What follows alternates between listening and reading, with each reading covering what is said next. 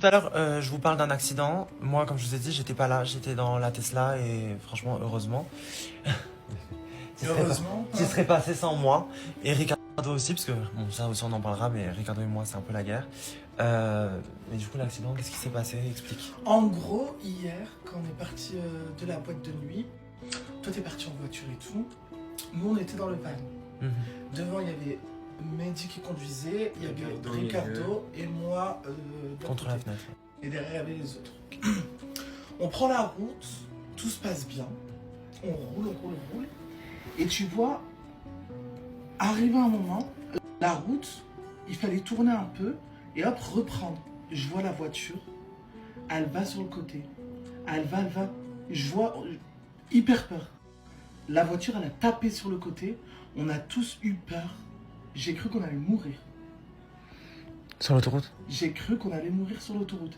Directement, j'ai crié. Tu te rappelles? Ouais. Mais honnêtement, pour moi, la voiture, elle n'a pas tapé. C'est vraiment le pneu qui a explosé.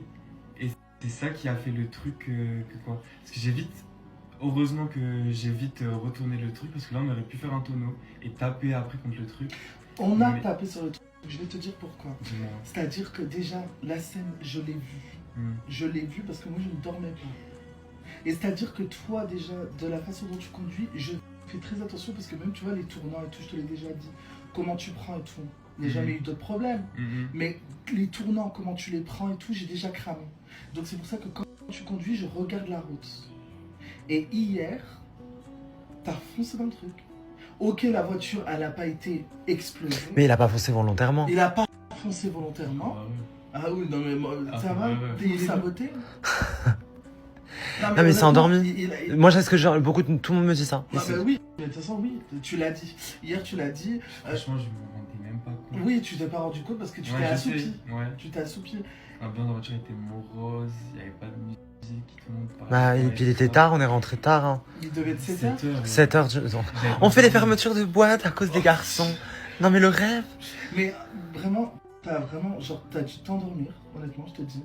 Au volant sur l'autoroute, t'étais à je sais pas combien de kilomètres heure, une centaine, 100, Ouais, j'étais à 100. 100, 110. Sur l'autoroute, j'ai vu la voiture de mes yeux, le van, il fonçait dans la barrière. Genre, mais progressivement, pas comme ça, paf. Non, c'est comme ça. Tu m'as pas dit. J'ai eu trop peur.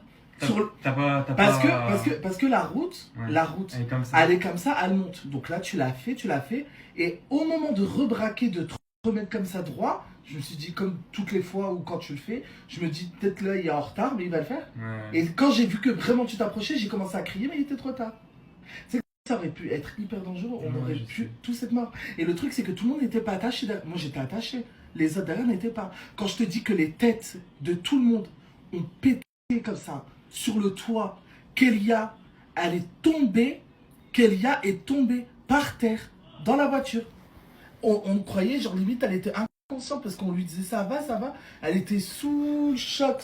Je comprenais rien. On a eu trop peur. Plus de peur que de mal. Ouais. Plus de peur que de mal.